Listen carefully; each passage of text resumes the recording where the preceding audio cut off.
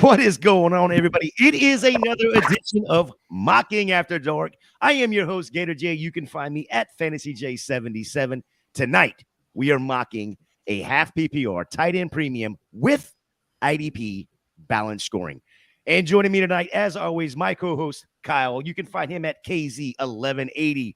Hope you are good, sir.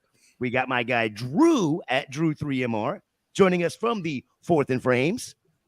Thank you again for jumping in. The number 5 ECR rankings for IDP on Fantasy Pros, our director of IDP and host of the Shoot the Gap podcast, Nate Markham. You can find him at Nate Markham over there on Twitter.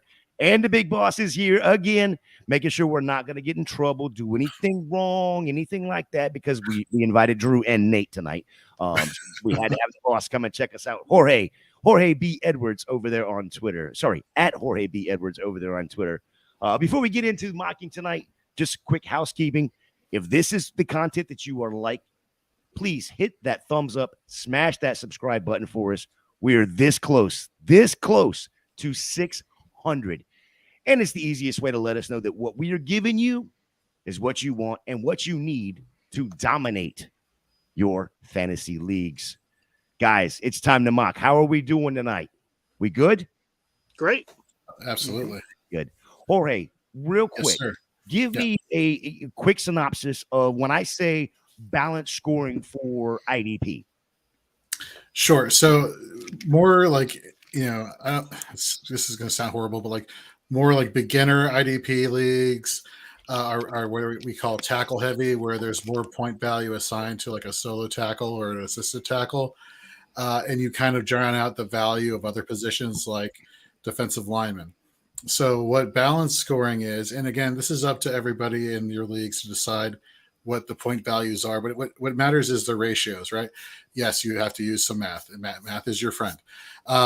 You want to make the point totals for plays that a defensive lineman make more valuable, because it's easy to rack up the tackles. It's not so easy to rack up the sacks or the quarterback hits. So by elevating the point value floor for those plays, you're now bringing these individual players on par with one another as best you can.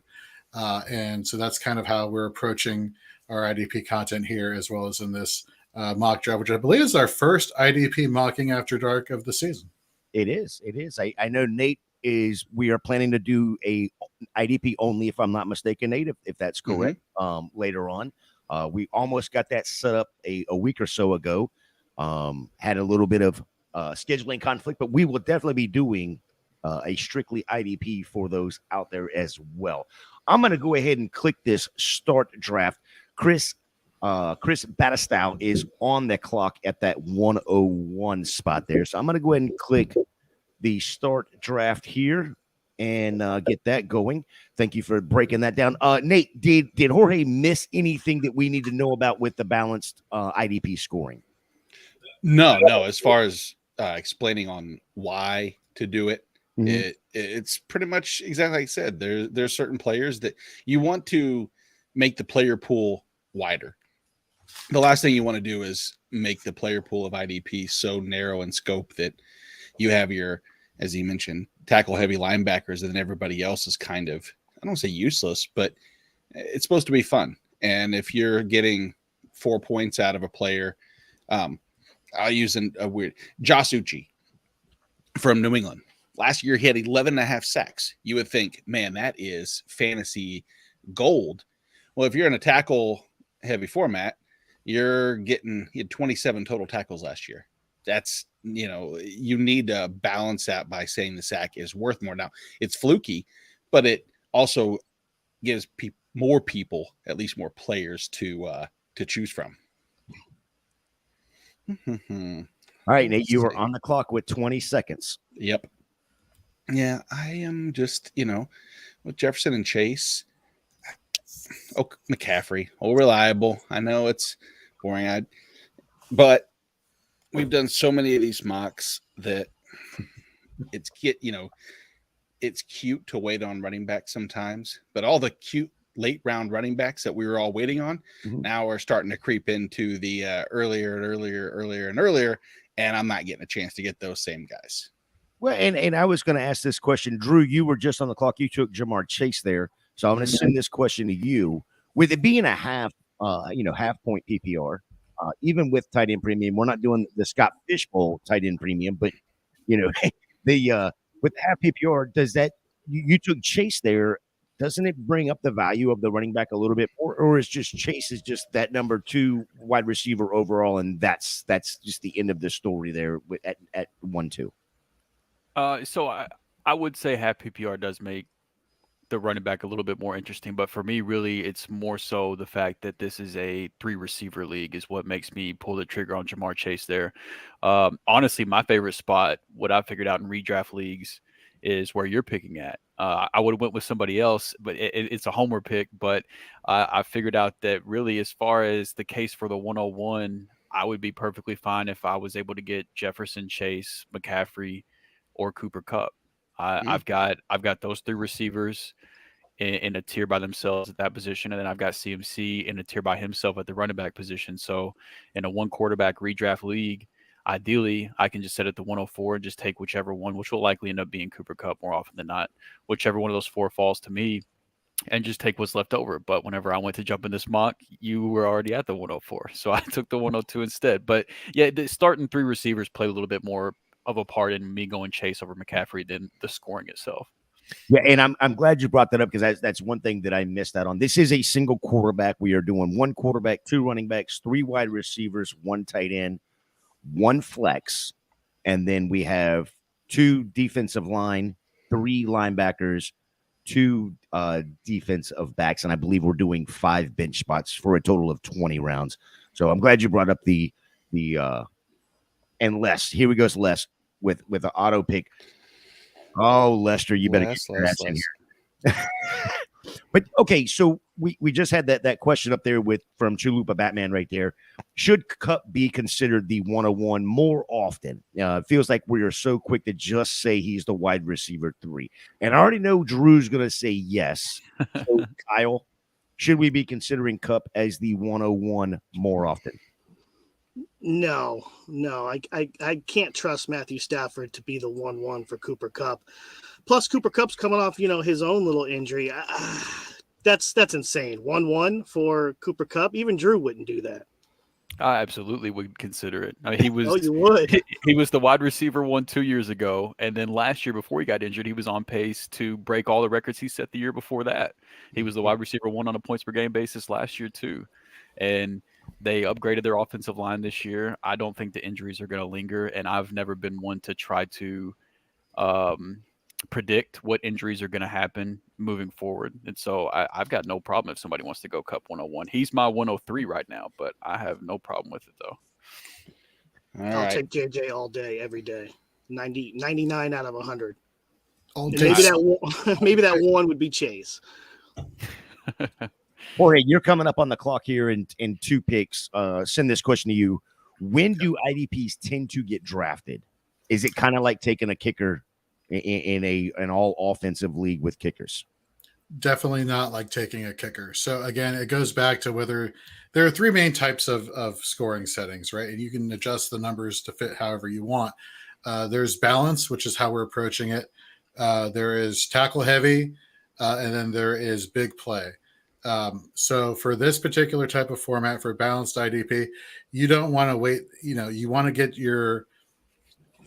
to these players probably. For me personally, and this is probably giving away something, I like to get the majority of my offensive starters locked in, and then I start targeting IDP. As far as which position to go after, the beauty of balanced IDP scoring is you really have the opportunity to go defensive lineman early or linebacker early. Why don't you go ahead and take your pick? I'll fill in for you so that you're not the director of IDP. Yeah, you're not timing out here. But you made your picks already so fast, so I'll just shut up and let you continue on what you're talking about. So one of the things you'll notice though with defensive linemen, for example, you have like a lot of elite. You have very few elite defensive linemen. And then you have defensive linemen that are kind of like you're banking on their upside plays, right? Versus you have there's a wider player pool of linebackers that can get you constant production, right? So some might say go defensive lineman early, get your elite guys, and then focus on linebackers and fill in the gaps in the defensive backs after that. Nate, I'm curious to hear what the potential strategy you have. So balanced scoring. We're going to go with eliminate all of the different scoring formats for a question I think is more evergreen in nature, in that not that your answer was not perfect. It was. But if the comparison is kind of like taking a kicker, I'm going to say this is a introductory league. And what I would do is the following. I look at my scoring and my tiers. When I get to a tier bump, now, of course, you need to have IDP tiering as well. Mm-hmm. And you see the separation between tiers, no matter where you're in the clock. And usually that falls, like Jorge said, when you have your offensive starters, because you have your top two receivers, usually your two backs, maybe a quarterback. If the onesie positions you may take care of, maybe not, because at some point you have to look at a person like Foyeseta Luakan, who last year, if you look at the overall scoring metrics, you would see that he on a per game basis scored around 17.5 points a game, which is equivalent to what in half point scoring the wide receiver 2 scored. Justin Jefferson was at 17.9, Luakan 17.4. What was the value gain or the opportunity cost of Luakan over, say, the linebacker 12? That's about 4 points a game. When I look at my wide receiver, when I get to a point where there's a 4-point stretch or a variance, at that point, or a teardrop, that's when I'm switching over to IDP. I want the biggest gain at a position over my competitors. And sometimes the biggest question mark to that is, did I do it too early? Because you don't want to take a person 3 rounds and realize, yeah, I got the edge. 3 rounds go by and you still could have got said same player. That's the chess game that goes on. So like Jorge said, we try to do it after the offensive players, but I believe I want to lead and start the run more than be at the back end of a tier run and try to play catch up. And right on the clock, so I'll shut up. Yeah, and it's perfect timing because, well, we saw Saquon Barkley and Josh Jacobs just go right there. So let's go ahead and just dive into the elephant of, in the NFL right now. And of course, for the fantasy space, RB holdouts. Saquon did not sign his tender or his tag offer. They couldn't come to an agreement. Does he, first of all, does it hurt him? Does he push you? Does it push him down the rankings for you, Drew? So I'm not moving anybody too much this early. I mean, if you're doing a redraft league this early and there's some safer options, then, like, for example, I had Saquon at running back 4 or at running back 3. I moved him down to running back 4 and I moved Bijan up to running back 3. And I didn't touch Josh Jacobs at all. So I don't think you should overreact yet. If you're drafting right now, then maybe you pivot to a more safe option that you don't have to worry about holdouts like Bijan or Jonathan Taylor, Nick Chubb, those type of guys. But I think it's a little too early to overreact right now, especially from a redraft standpoint. Yeah, I think the biggest concern right now is we know he's going to play under the tag. It's just a matter of when. Yeah, I was looking up some stuff today. I found this today, and I thought this was kind of interesting for holdouts. Day 1 cost $16,000. Day 2 cost $32,000. Day 3 is $50,000, and then every day after that is $50,000. Thought process for ownership would be just go ahead and draft a first-round draft pick, or draft a first-round running back, and then he's basically locked up for 7 years. Right. The 5th-year option, and then now you can tag them 2 years in a row. Barkley right now, for per PFF is RB4, his ADP is around 8. We saw him go at 2.2 here. And same thing with Josh Jacobs, RB7, ADP is 11. And this is again looking at PFF half-point PPR. So, I mean, Kyle, what are your thought processes on Barkley and Jacobs? Are you pushing down your board a little bit, thinking they could possibly hold out, or what? With my thought process is along with Drew. I'm not moving him too much right now. I am currently doing some best balls. So if he does fall in certain areas, if people are going to panic, I guess I would say, and I can scoop up Barkley on a discount, I'm going to take that chance right now in best ball. But according to like redraft, I'm not moving him too much right now. Hopefully you're not drafting in a redraft form right now, but if you are, I kind of agree with Drew. Maybe kind of take the best ball approach, and if you can get him on a discount, do it. But if you're drafting him at his average, at his ADP, maybe there are some safer options right now, but don't move him too much. Mm-hmm. That's fair. Nate, anything to add to that? No, I still have a hard time moving Saquon anywhere from where I have him. Jacobs, I don't want to move, but I guess if there was, if there's already a box checked as far as the 400 touch season and the proverbial drop off that typically happens as a result, maybe it's just one more red flag to avoid if you're risk averse. But I don't know. I have a hard time. I don't see those values tend to drop. I think that people are still gambling it where it could be.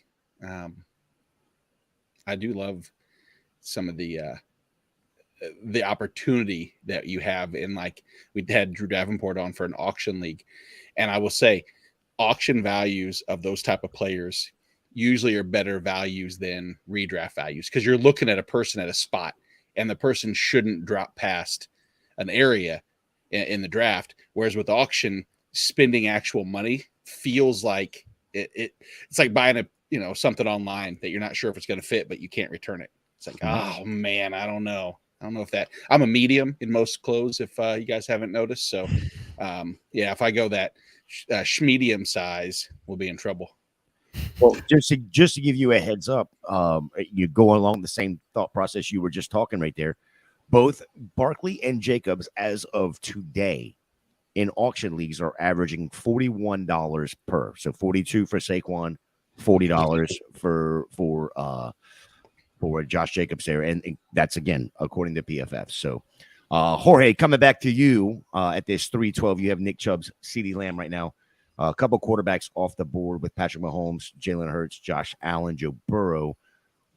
With the setup that we have, what are you thinking with these two picks right here at 312 and 41?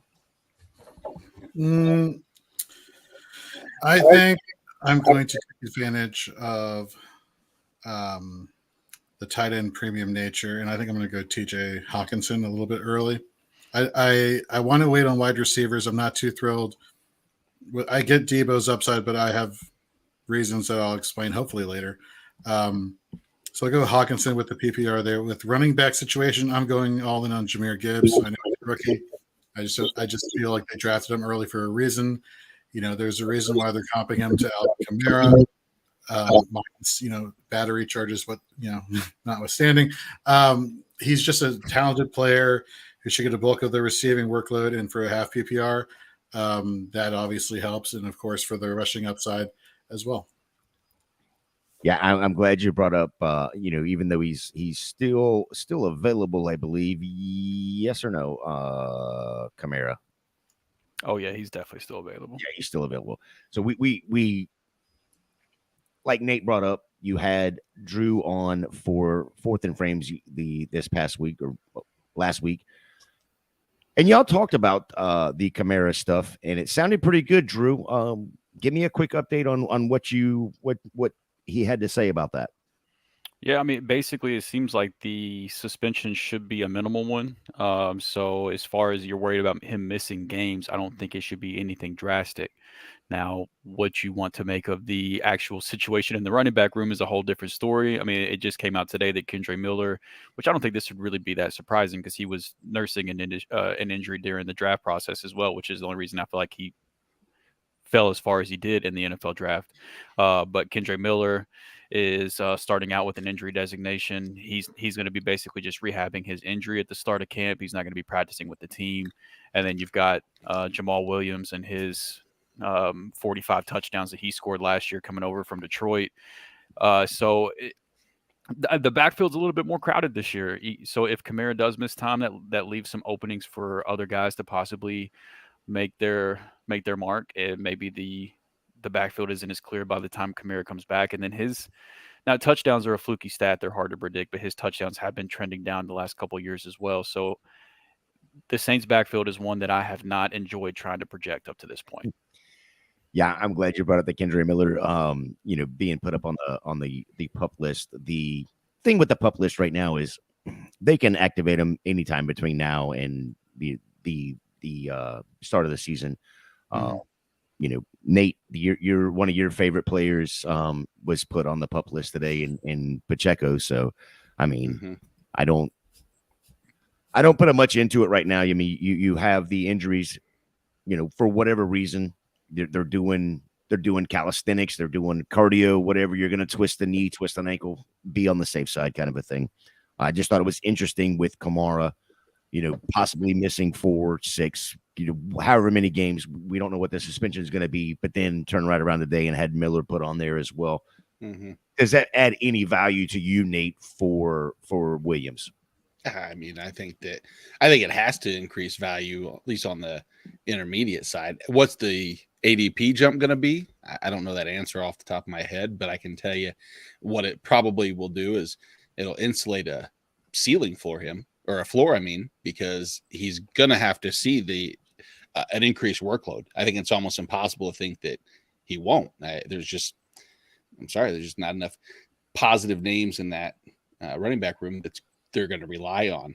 And I don't know their schedule to start off. I'm sure I could look it up and have a more proficient guidance as far as who they may need, which type of running back they may need. Are they going to be ahead in games? Are they going to be trailing the entire time?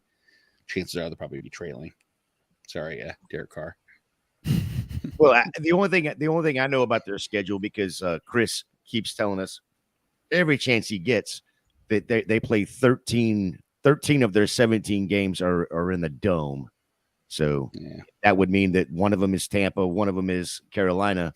Not quite sure who the other two outdoor teams are, but they play 13 of 14 games in the dome. So, or in so it's Tennessee, Carolina, Green Bay, Tampa Bay. Okay. I mean, winnable games for sure.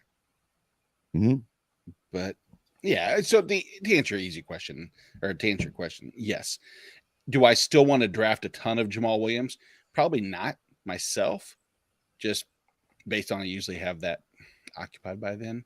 But I mean, any of you guys higher on Jamal Williams? I haven't heard too many within this group go on about Jamal Williams more so than he's a guy.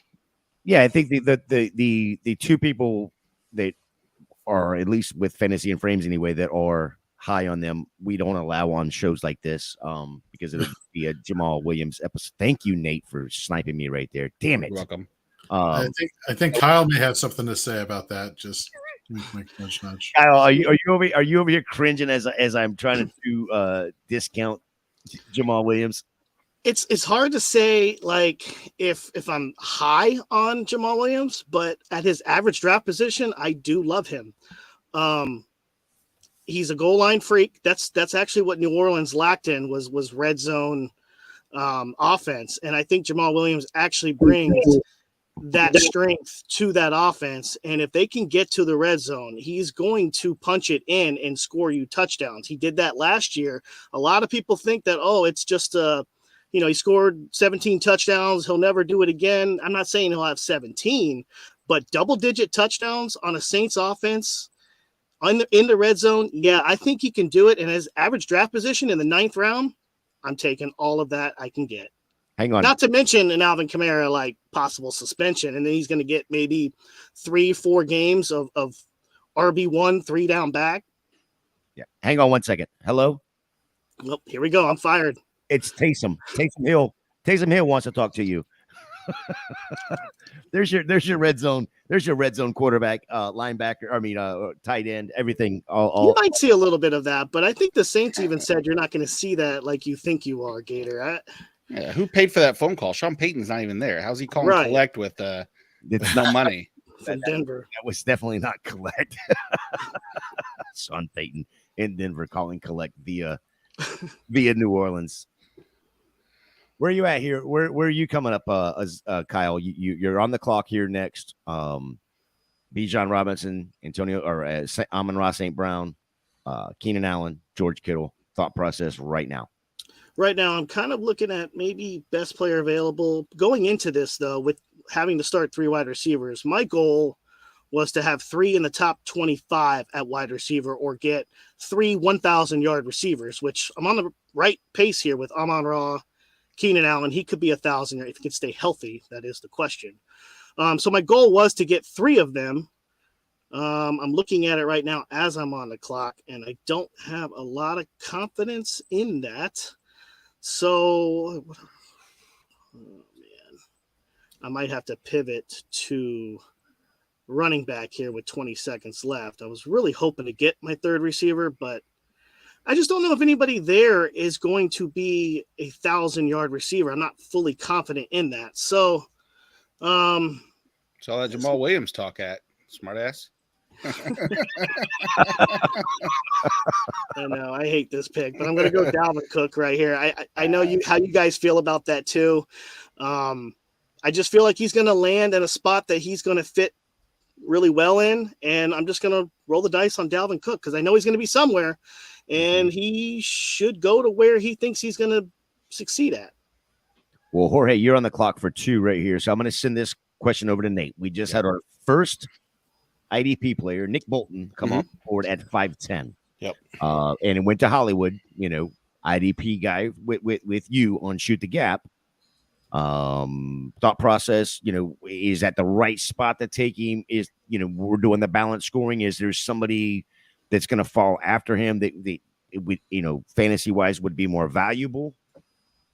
So hard to say more valuable because I think what I talked about earlier is positioning and timing. And if you look at for Hollywood's pick, and I can only lend of what I assume he's thinking is of the receivers that are out there, as he has a good solid floor in AJ Brown, the difference between some of the available wide receivers from Godwin and Mike Williams, et cetera, down to maybe his next tier is maybe a half a point a game.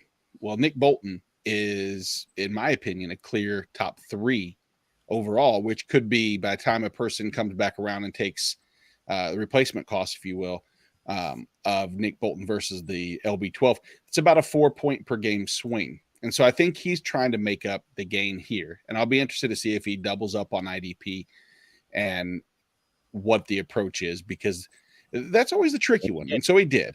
And that's a definitive gain that you're trying to do. You're trying to separate the maybe deficit you have on the offensive side by just being able to outscore people at a higher clip on the defensive side, because ultimately that's what it comes down to. I've fortunate enough to win the IDP, our charity tournament last year, and a lot of that came on the heels of my defense because I drafted IDP a little earlier than some of the offensive players, and they outscored other teams' offense. Jorge, you took Lockett and Connor there with Hollywood taking that Bolton Parsons. Was there even a thought of going IDP at that point instead of taking James Conner? No. Look, I think we saw Connor's performance down the stretch last season after he dealt with shin splints or something for 3 weeks. And yeah, you run the risk of Connor missing some games here and there.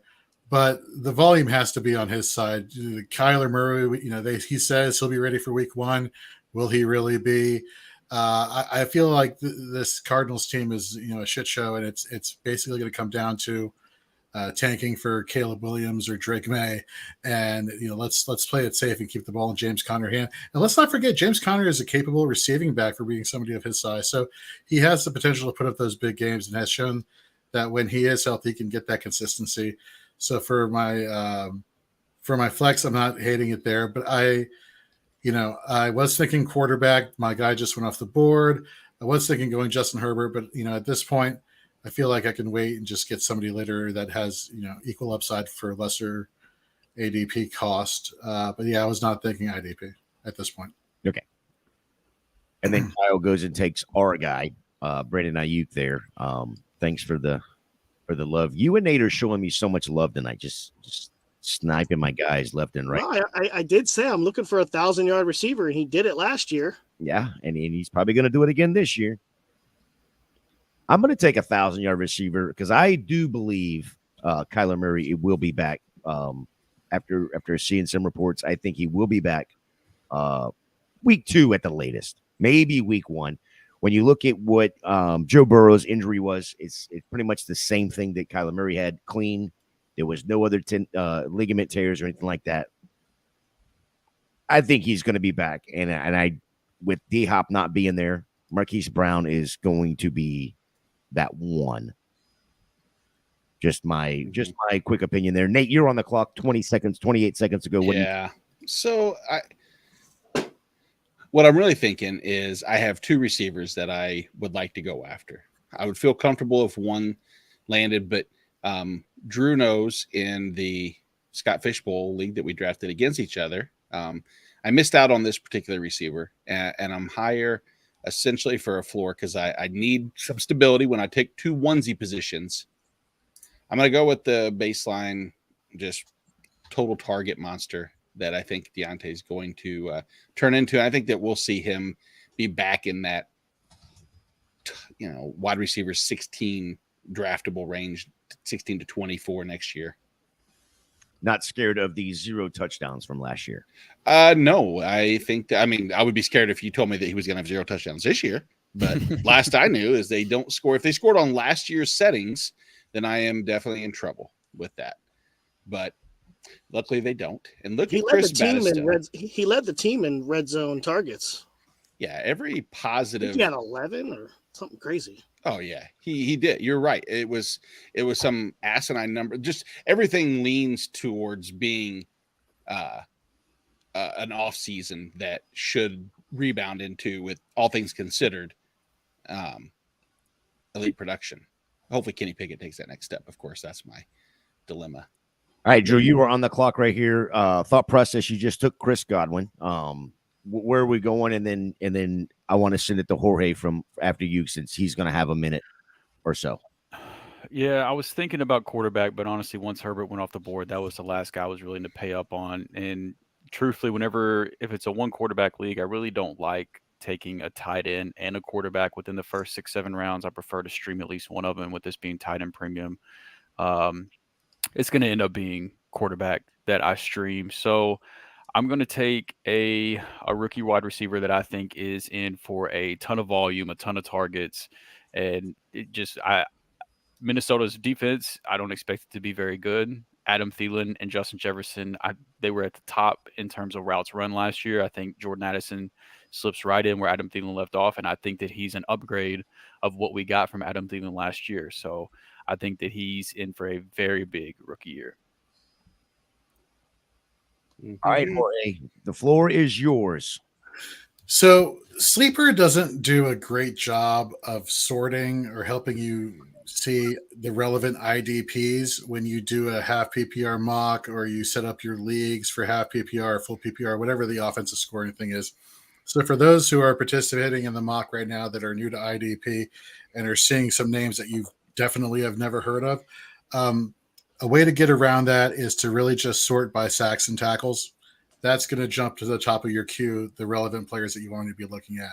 For those who are setting up leagues on Sleeper for later on for the redraft leagues, also make sure that you sort by that.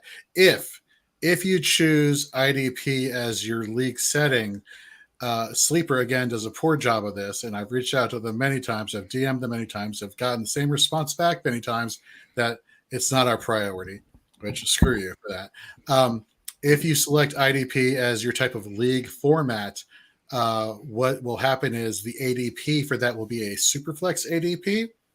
So again, you have to be cognizant of, set it to your offensive scoring setting, and then sort by your tackles and your sacks and your miscellaneous other IDP metrics there to really find those players, versus I'm sorting now by points for defensive linemen. Kyle Phillips jumps to the top of that. Why do I care about Kyle Phillips? You should not care about Kyle Phillips. You should care about Max Crosby, however. So just keep that in mind. reach out to Sleeper, tell them, hey, fix IDP for on this platform. We don't want to go back to MFL. We want to be able to have a good platform that appeals to every single type of fantasy football. DM them, tweet at them. Really shows some support for the IDP crowd out there. Yeah, absolutely. They've been, at least every time I have tweeted at them or DM them, they have at least responded. So I don't know if they're reading it or if it's an auto response, but yeah. No, they write back, and it's a thought out message, just not a thought out message that is a good enough explanation for why they haven't fixed it yet. Fair. Mm-hmm. Nate, go on the lines of IDP. When you are looking at a linebacker, I'm just going to use let's use Robert Quinn for instance, where he's got the linebacker and defensive line designation. Does that, into your mind, does that help you differentiate between two players? If you're sitting there looking at two players, like I don't know which one, does that help you out? I'll use the designation. Dual position eligibility, dual position designation is always beneficial if you're trying to get flexibility into your roster. Now, there are certain players that with that they don't have significant change in value. For instance, someone like you just alluded to, that person should never be in a linebacker position. That's like having if I don't even know a good example on offense. If you have a kicker that's quarterback eligible, you would never put the kicker in your quarterback spot because you could always find replacement level value for that said person. But yeah, it does add some flexibility. We don't see that as much in football, like from a fantasy baseball perspective, which is still just a game of putting players' names with statistics that are backed by that player into your lineup. I'm sorry that's going to hurt some people and rub some people the wrong way, and they want to think that they know that it's this player over this player. At the end of the day, it's 17.5 points for whoever you have in your flex one spot or RB1 spot, 16.2, and replacement value matters. And in that situation, you provide some flexibility to be able to get the most potential points into your lineup. Sorry for my yell at the clouds moment for the old angry person when it comes to that. No, I just now started to look at the defensive players, and wow. Yeah, thank you for explaining that, Jorge, because this is garbage. This is garbage when you're trying to sort them out and figure out who is who.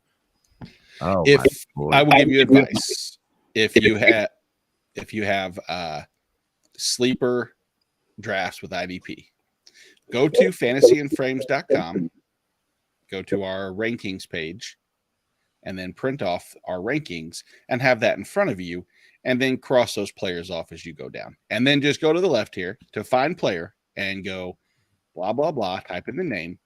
And then all of a sudden, there they are with an ADP of 999 that you never would have found.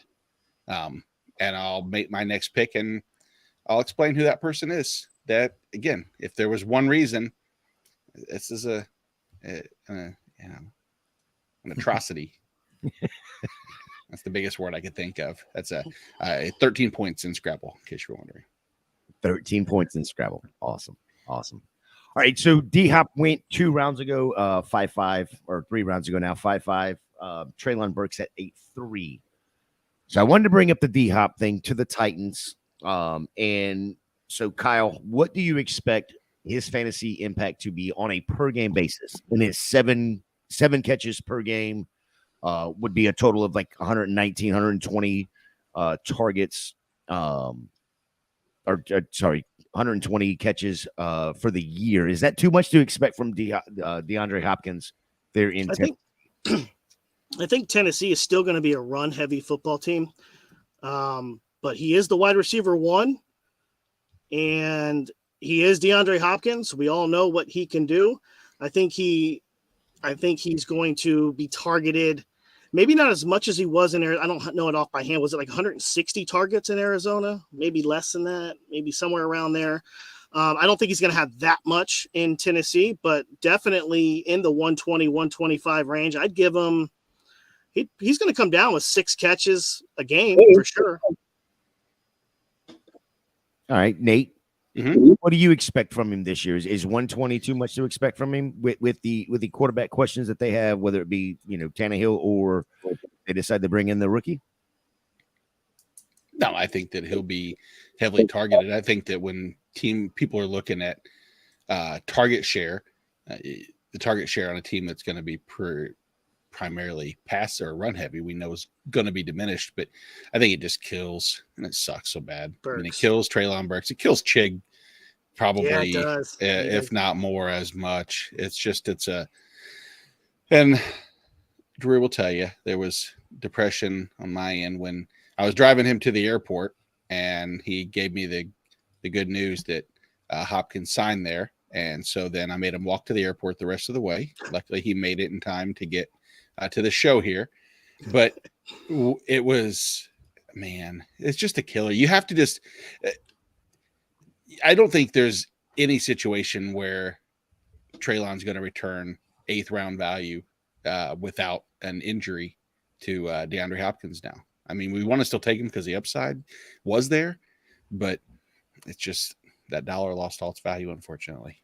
I still like Chig in Dynasty, though. You got to wait it out maybe a year or two because Hopkins is getting up there in age. So I do like Chig in Dynasty, but like you said, yeah, it really hurts Treylon Burks and Chig this year too. Well, that was going to be my next question: is who does it hurt the most? So, Drew, you wanted to break bad news to Nate there. Who does it hurt the most there in Tennessee, and then of course, who does it help the most? It helps Ryan Tannehill the most for sure. I think he's probably the most clear winner out of the whole scenario. As far as who it hurts the most, I think between the two obvious pass catching options before Hopkins came along, I think it hurts Chig more than it does Burks. Like I don't believe the whole Burks is a winner now because he doesn't have to face the number 1 corner and stuff like that. Like if we think Burks is as good as we think he is, and I think Burks is really good, he doesn't need a downgrade in who's covering him to produce for fantasy. Like it's not a good thing for Burks, but I just think with the limited passing volume that was going to be there to go around in the first place, I think Chig was going to be the clear second option behind Burks. Now he's the clear third option, and I just don't want the third option in the Titans passing offense. So I think he's probably the biggest loser for me. Yeah, I'm having such a hard time with the IDP and not being able to search these people out on this sleeper app. So it's really hurting my feelings. Jorge, what is your thought process on the Treylon Burks, Chig Okonkwo, DeAndre Hopkins there in Tennessee? So I kind of want to go back to what Tyler Heil was talking about yesterday on the Dynasty 365 show on the Fantasy and Frames podcast, where what is DeAndre Hopkins taking away from Treylon Burks? No, he's not taking anything away from Treylon Burks. He's taking something away from Nick Westbrook-Akini. He's saving us from having to see Nick Westbrook-Akini do anything fantasy relevant. The targets are going to be there for D-Hop, sure, but I still think there is a solid floor for Treylon. In terms of Chig, I want to put this thought in the people's heads, and I know we haven't seen this in Tennessee, but what if they just throw more? God forbid, right? The offensive line is not what it used to be. The miles have been wearing on Derrick Henry for the past few seasons. Injuries have been creeping up. They have a quarterback that can get the ball to their wide receivers and their tight end. What if, God forbid, they just increase their passing volume and everybody benefited here? I mean, God forbid that's put in the ether of the universe there, but I have a feeling that you're going to see that a little bit more. Granted, we haven't seen that previously. Now, somebody could say, well, when A.J. Brown was there, they had the opportunity to increase their passing volume, but they didn't. Yeah, well, who was playing opposite of A.J. Brown? Nick Westbrook-Akini. So now you have somebody with the talent and caliber of Treylon Burks and who has that upside, paired with a D-Hop who people yesterday were coming out and saying, oh, he's like Julio Jones 2.0. No, Julio Jones was washed, long ago. So I really believe that the passing volume is going to be there to support definitely DeAndre Hopkins. And I could definitely see Traylon Burks get into that wide receiver 3 flex position there. And I don't think that's going to hurt fantasy managers. And even with Chig, he may take a step back. But again, speaking in regards to this draft for tight end premium leagues, I mean, how badly does that really hurt him? So I'm a little bit more optimistic with the passing offense in Tennessee than most. I love the thought right there. Kyle, bring it home with this Tennessee offense. Just to push back there a little bit on Jorge. Well, not really Jorge. Not really anyone. I actually wanted to say that I think it actually helps Derrick Henry out more than anyone. We all know what Derrick Henry can do, but now you add DeAndre Hopkins to that offense, you're not going to be able to stack the box like they did last year. You're gonna have to pay attention to Hopkins. So I think actually Derrick Henry is going to be the main beneficiary of the DeAndre Hopkins signing. Yeah, I just don't. They're not going to be able to play 8 in the box with the Akine out there, and or, with Hopkins out there taking those snaps, and not Akine out there. You're going to have to play a more balanced defense. Is that kind of where you're thinking? That's where I'm getting at. Yeah. Mm-hmm. I mean, theoretically, yes, the wide receiver 3 in Tennessee, I guess, loses everything. But Treylon Burks still definitely, he might not, in the grand scheme of things, lose a ton of targets, but he does go from being what was going to be the clear number 1 to the clear number 2 in his offense. So I mean, he will lose some targets from that, but I don't think it completely derails the Treylon Burks breakout I was hoping for. I just think it might just slow it down a little bit. And then to answer Chris's question in the chat, he was talking about Tannehill's passing numbers outside of his injured riddled year last year. He was consistently a high volume passer. His efficiency numbers as a passer was really good, but I think Tennessee's pretty much been toward the bottom in terms of total passing attempts, unless I'm remembering incorrectly. Like even in 2021, I think they were like 25th or 26th in total pass attempts. But I don't think Tannehill gets enough credit as an NFL quarterback when he is healthy, though. Like from an efficiency standpoint, his numbers are really good, and he's a better quarterback than he's given credit for whenever he's healthy and whenever he's being protected. So I don't think it's a death sentence to Hopkins' value for going to Tennessee by any means. I don't think you look at 2021 QB 15. Chris putting this in the chat. I want to go back to 2020. I want to say he was in the top. Well, there was definitely a top 12 year there. With Tannehill. He's a very viable fantasy quarterback. Yeah, I don't hate Tannehill. There was just I think he was falling when it came to drafts. He was falling because the only thing that was there on the outside was Treylon Burks, and we saw the issues with Treylon Burks to begin the year last year. Even though he's looked way better to start the year this year, there were still question marks. Wanting to break out, but I mean, the dude was considered the at one point last year, pre-draft, he was considered to be the number 1 overall pick. And with the pre-draft process that fell off. Then we saw the asthma thing. He didn't look great. Of course, some of that is because of the offense in Tennessee and the offense they run. But I do think D-Hop is going to help him out, not only as a player and take coverage away, but he's going to help him as a person on being able to prep for games. Yeah, I don't think you go sign D-Hop if you're not planning on throwing the ball more either. But I mean, 2020 Tennessee was 30th in the league in pass attempts per game in 2020.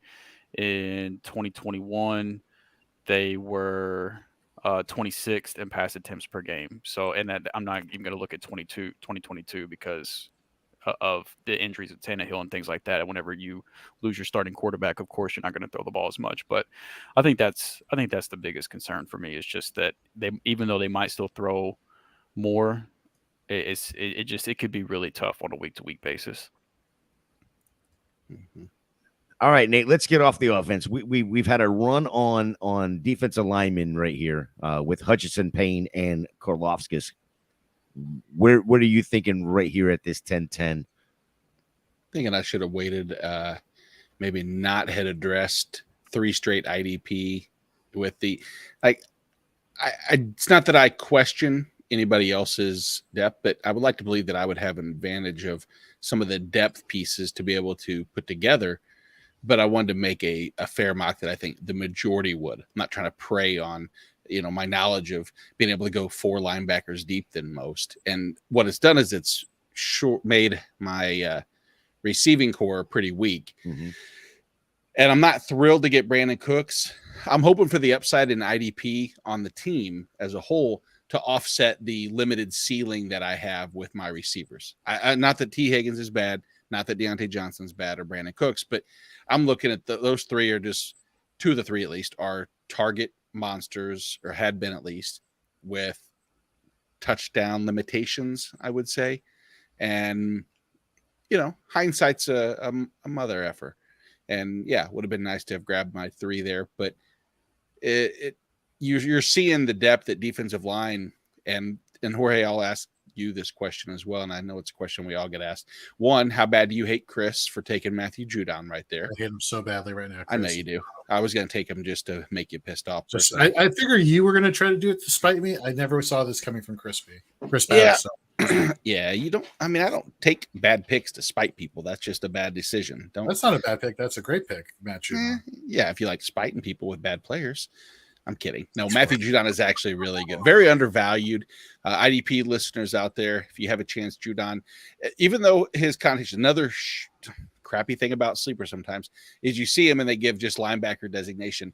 He's not the linebacker that you would play. If you click on his name, you'll see DB or DL/LB. He's your defensive lineman.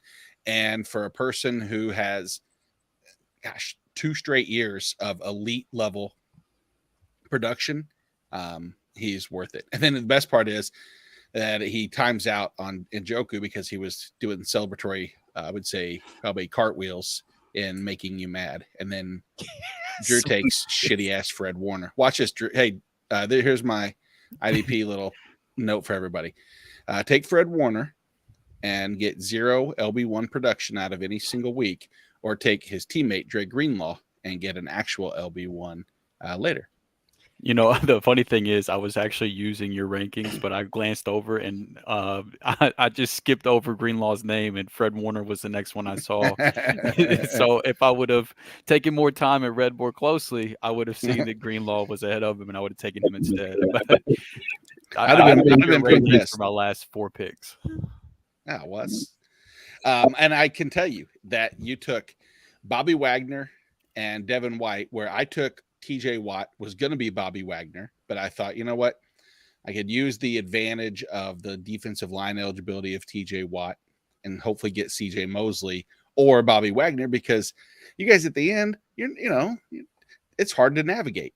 And then damn Drew learns you're never getting that Xbox, my friend, just so you know. I hold that hostage. No, that great picks, by the way, for everybody there, except for you, Gator. Trayvon Walker sucks. Yeah, no, he's a horrible player. He's another one of those ones that plays, pretty good for where he's at. But that's all right. I think it'll be fine. You want more of that great insight of players that suck and players that are really good. Shoot the Gap is the spot. Make sure you're checking them out on Thursday nights. Sometimes it's on Fridays, depending on scheduling, but Thursday nights, 9 p.m. Is usually when we go off with that.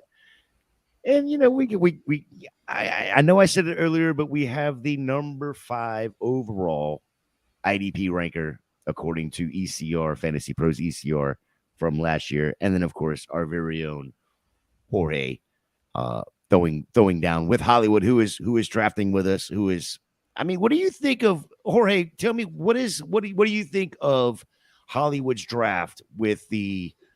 He's going a little Tennessee heavy for me with the whole Burks thing, but AJ Brown and Burks, same player. So he's actually a diehard Titans fan, so that's kind of on brand for Hollywood.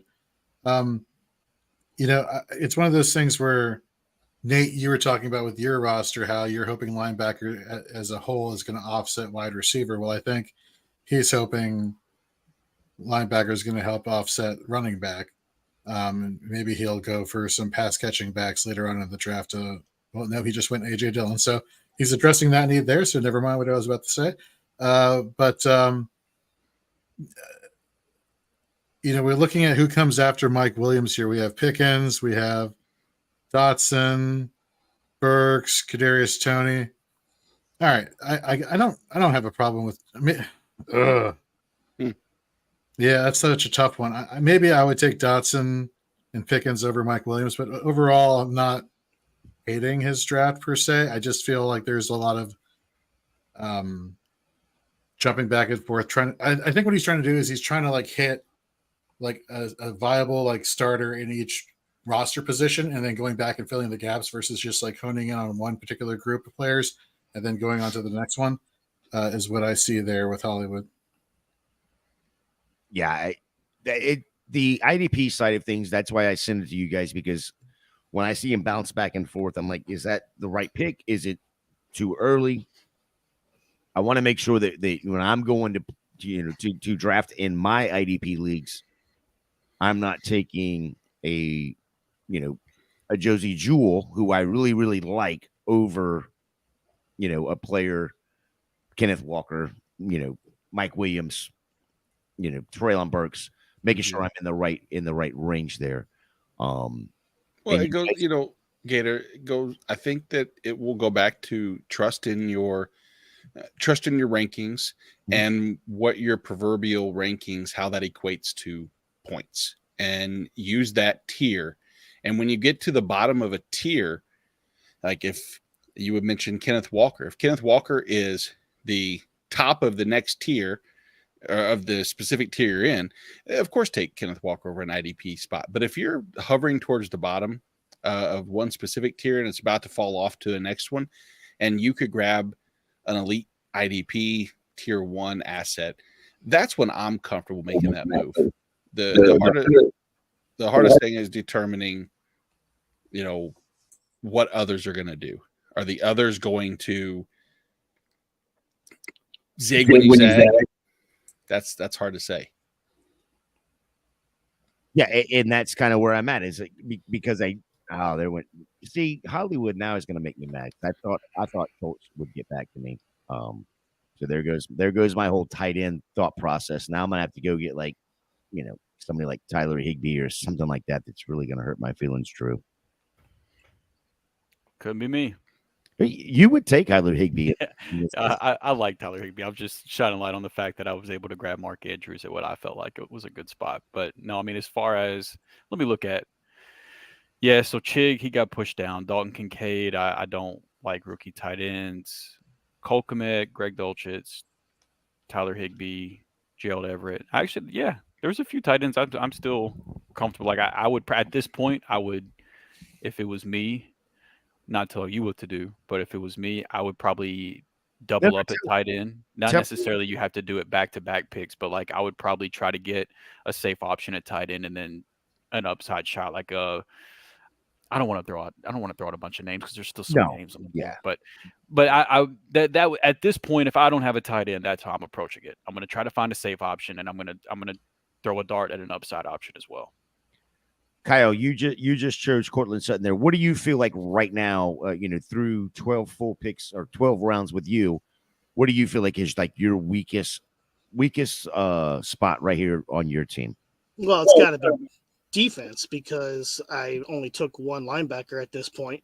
But I was looking at the defense and the IDP players, and I can still find, my thing is with IDP, with linebackers specifically, I want a 100 tackler guy. That's kind of what I aim for. So thank you, Jorge, for helping me out there. So I'm queuing up those guys looking for 100 plus tackler, and there's plenty of them right now. So I'm just going to solidify this offense, get that thing rolling, have some depth at the wide receiver position because you got to start 3, and I'll figure out the defense later. That's fair. Nate, do you agree with what Kyle just said right there?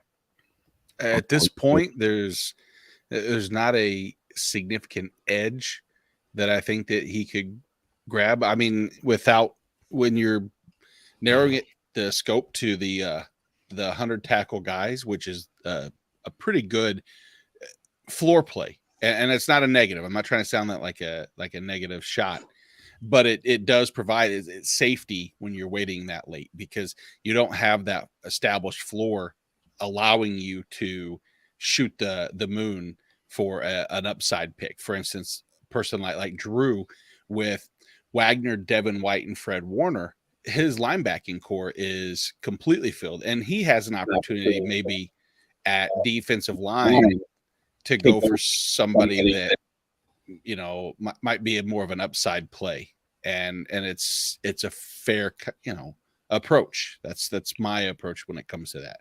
And also, go ahead. No, I was just going to point out and say, there's also free agency, so I can look at that, and if somebody's going to miss out on a linebacker or a DB, somebody's going to blow up out of nowhere in free agency. I'll just scoop one up when it's time. Exactly. And you can follow all free agency moves over at fantasyandframes.com. I will have my waiver wire article out each week. I will be paying attention and make sure that I send it to you first, Kyle, so that you have an entry fee for a low nominal fee of $29.99 a month. You can have first access at ours. It's just a Patreon for you only, Kyle. You are the only one that has to pay. But if you can chip in from others, and then it's for just a cup of coffee every 3 days. $29.99 and $29.99, and you get 30 minutes ahead of time of everybody else. That does not sound like a bad deal there, Kyle. No, I might have to just cash app them right now. But just go ahead and cash app him the full year. Hey, now we're talking. Now we are talking. Nate, just so you know, it's I only charge 12%. That's not bad. Can you do 12% math, or am I relying on an agent here? No. Perfect. Even better. Then, yep, you got it. $1 it is. Yep. Man, I hate this spot in the draft, you guys. I really do. The onesie spots kill it. I'm going to go with some upside here and say, why not? Okay, so whatever you said, upside at defensive line, I know for a fact this isn't who you had in mind, because I know looking at your rankings, you have a few defensive linemen over this guy. But I'm not doing an IDP mock draft and not taking Aaron Donald. It's just not going to happen. So I'm going to go ahead and grab Aaron Donald there. And that's a great spot. I mean, it's a wonderful spot. When I look at some of the other names that have gone before him, I don't know. I mean, I'm not even looking at my rankings. I can tell you that's one that I stamp of approval on, because last year, if you look at his metrics, and that's another thing that's harder to do sometimes from an IDP standpoint, is to jump into a league, get your feet wet, and then realize some of the advanced metrics are the ideal way to look behind the curtain. You got to move the veil a little bit and see that Aaron Donald's pressure rate and his quarterback hit rate and the lack of sacks as a result and an injury, all those things led to a down season, but he was an excellent per game asset whenever he, from the metric side. So I'm going to shut up now and get to ask someone else a question. So yeah, I did want to ask, since we're on the IDP side of things and the Aaron Donald pick just happened, didn't even realize he was still on the board, because otherwise you wouldn't have got a hold of him there, Drew. Jorge, does Aaron Donald going, at 12, 11, I don't even know what IDP at this point. That just seems quite a bit late for me, with the production that he has put out there, both on the NFL side and at least what I perceive to be the fantasy side of things. Am I wrong?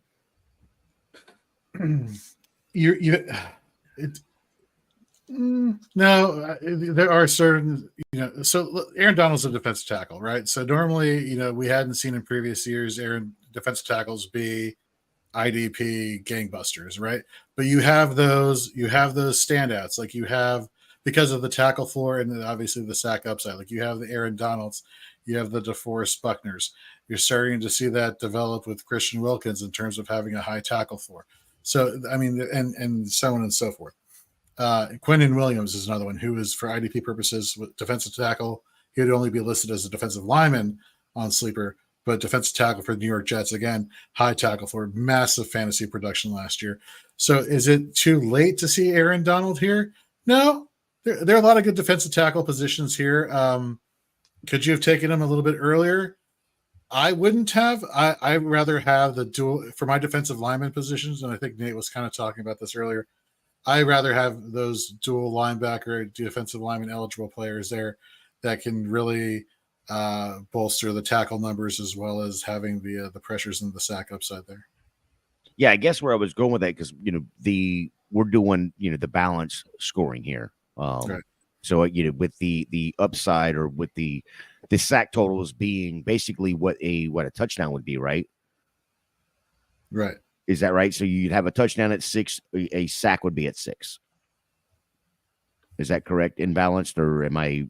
So there's not like a definitive like imbalance. So if I say balanced scoring, it doesn't. The number values change from league to league. It's all about the ratios of point value to point value. So that does not mean that a sack is necessarily 6 points. It could be anything as long as the ratio is 3-1 in favor of sacks or interceptions to a solo tackle. Okay, that's fair. Because I'm sitting here thinking about the sacks, and that's going to be, at 6 points, that's a huge number. If he gets 2 in a game, puts him at pretty good company there. All right, Nate, Alonzo Highsmith, what are you expecting this year out of him at the linebacker position? So he's proven to me that number one, he's going to be utilized pretty heavy. And on the opposite end, when you have TJ Watt on one side, it just takes a lot of that pressure off, which is always ideal.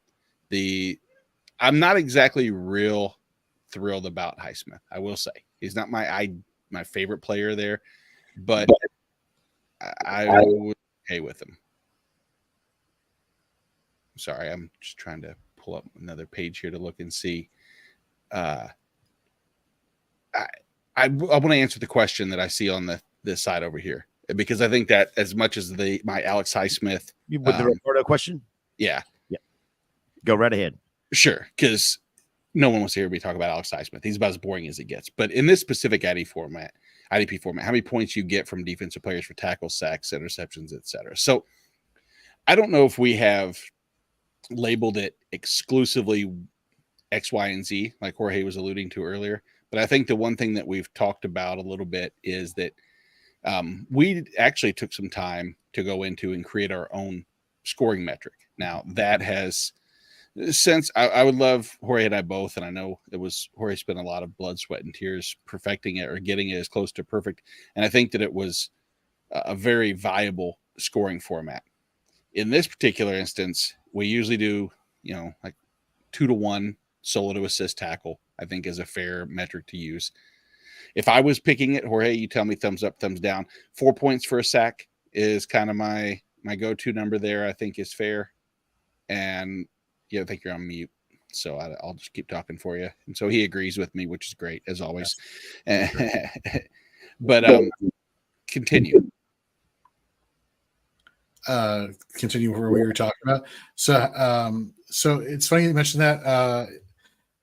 I believe if you head over to our Instagram account at Fantasy and Frames, there is a graphic there that gives you examples of what a balanced scoring setting is, or what a tackle heavy is, or what a big play is. So definitely would recommend checking that out there as I'm looking for it. But if you DM me, Ricardo, I'll definitely give you a scoring setting sheet that should help you regardless of the IDP format there. That'll kind of help you when you input that scoring setting into a sleeper, for example. You'll be able to get a better idea of value. Hang on, Jorge, you were on the clock there. Did you mean to take Smith? He was in my queue, actually, so I don't actually hate it. I kind of like to get some of these defensive linemen because it is a shallow position. And I'm going to be the first one off the board. I guess I'm not the first one off the board here. I'm going to take Donovan Wilson as my first defensive back.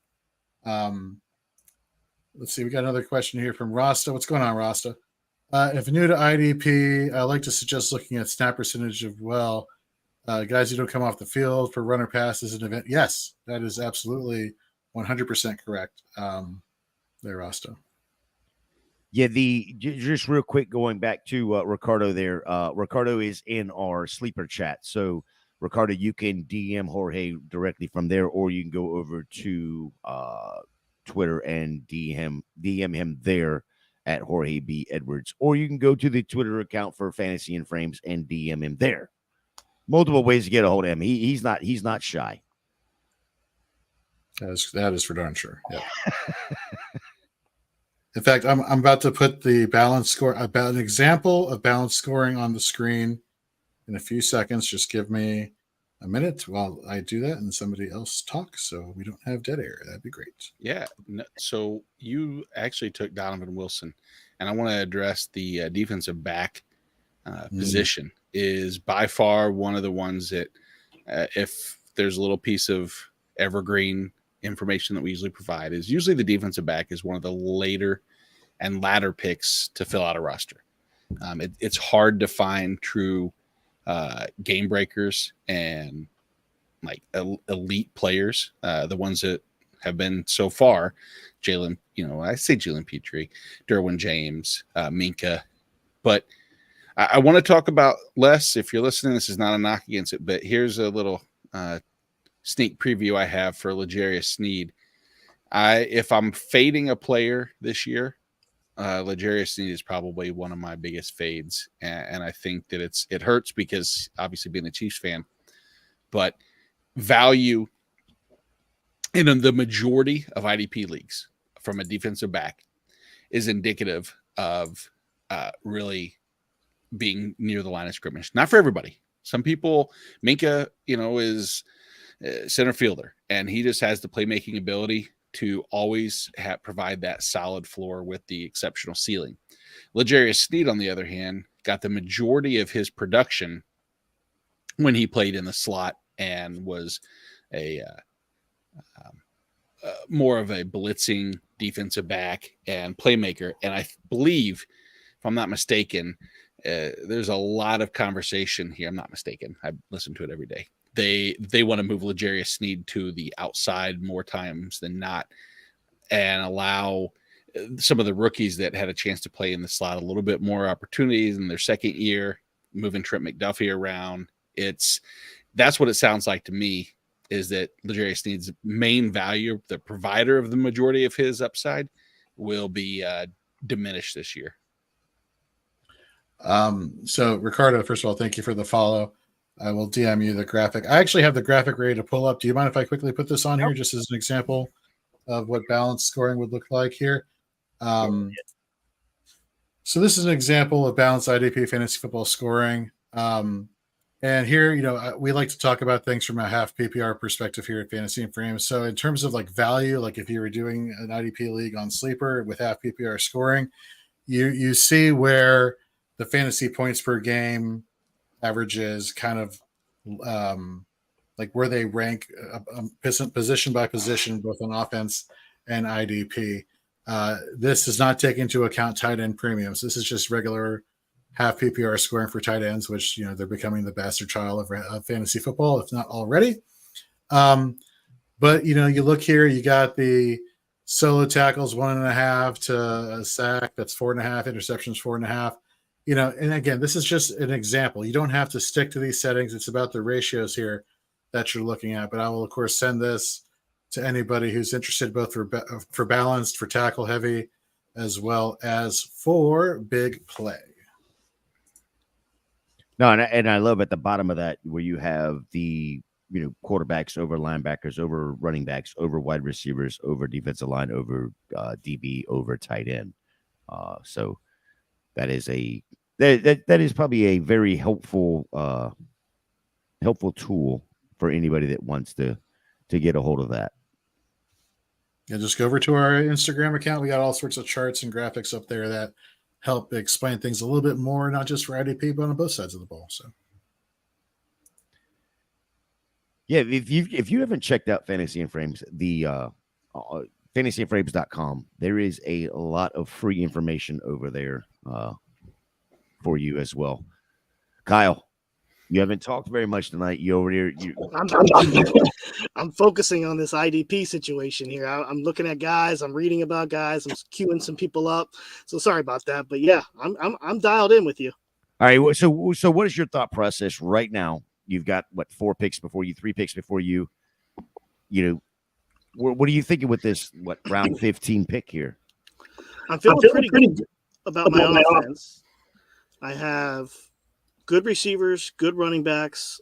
My stud tight end, don't have to worry about that. I got a quarterback late, which I like.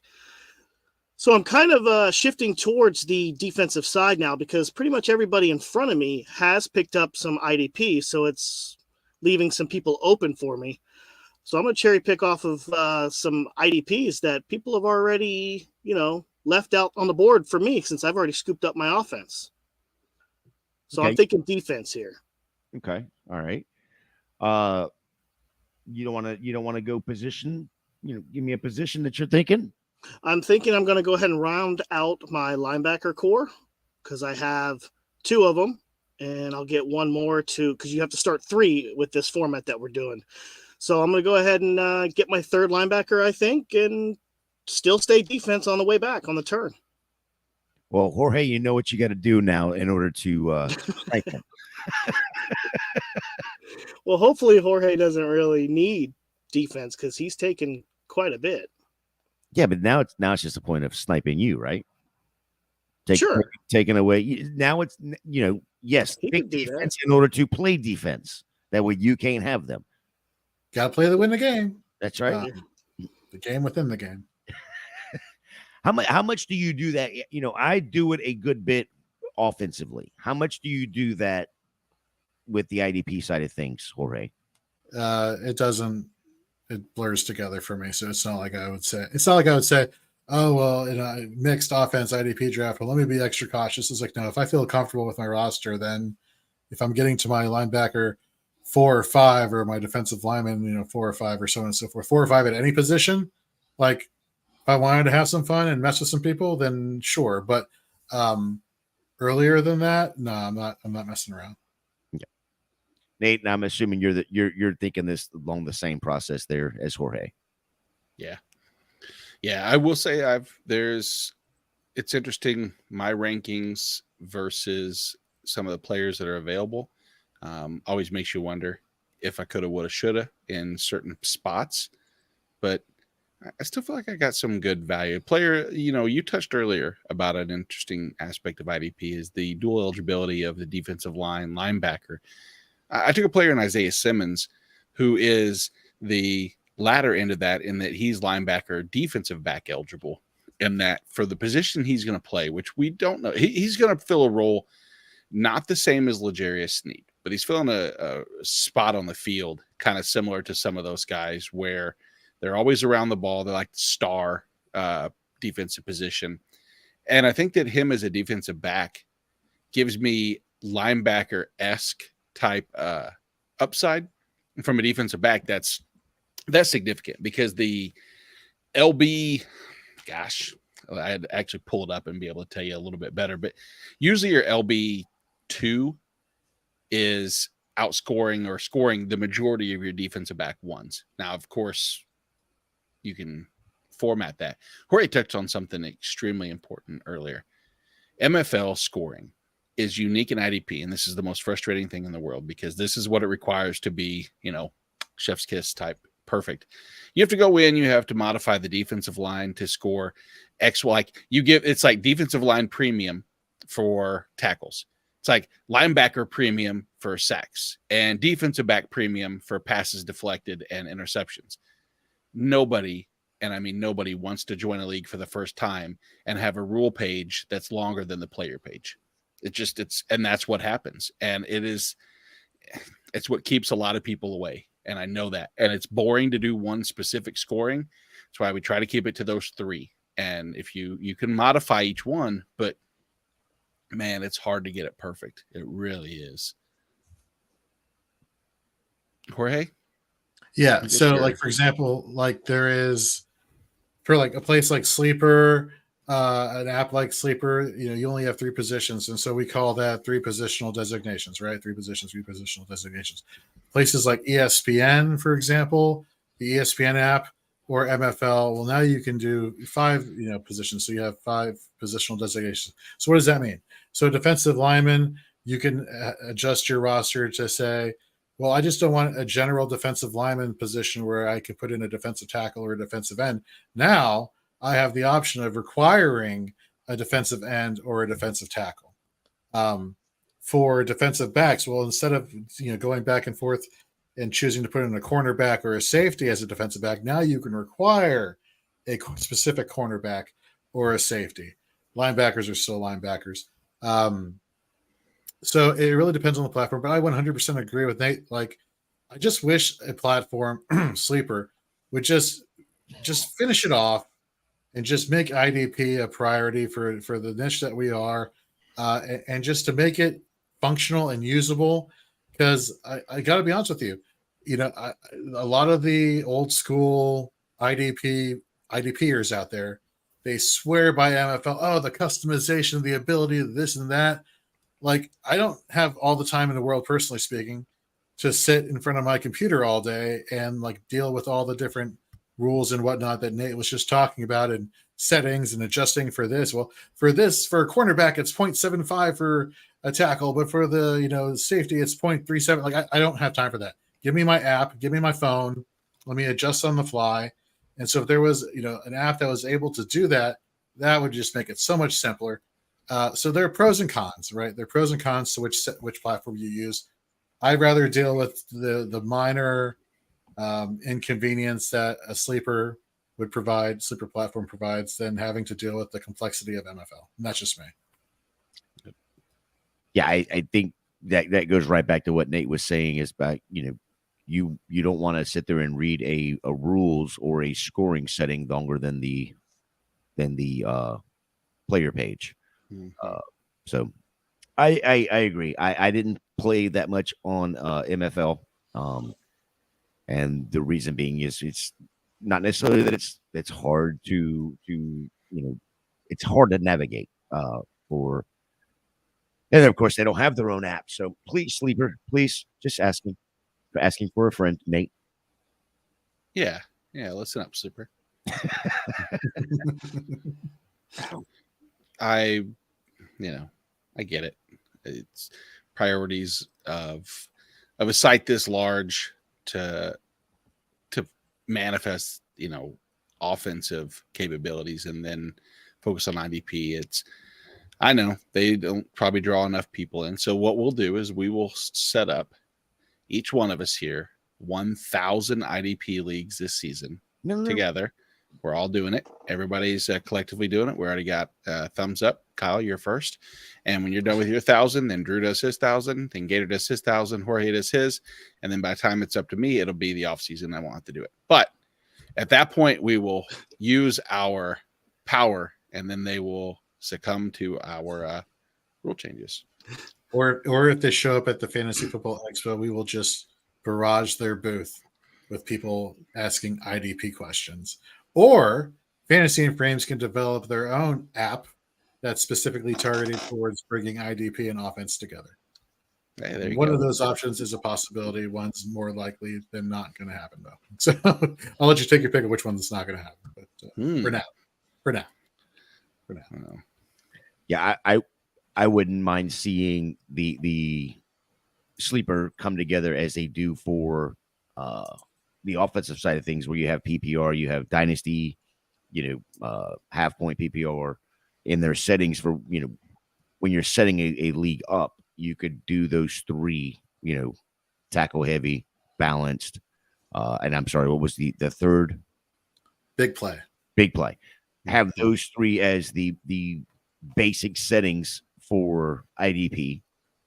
And then you could then again go in there and change it up to whether it's, like you said, 0.75 for a tackle, for DBs, whatever, a full point for linebacker, So that I think that would be interesting to see if Sleeper would come around on that. So I know they're watching, because we've brought them up enough tonight that they better be watching. So Sleeper, fix that and fix it now. I mean, soon.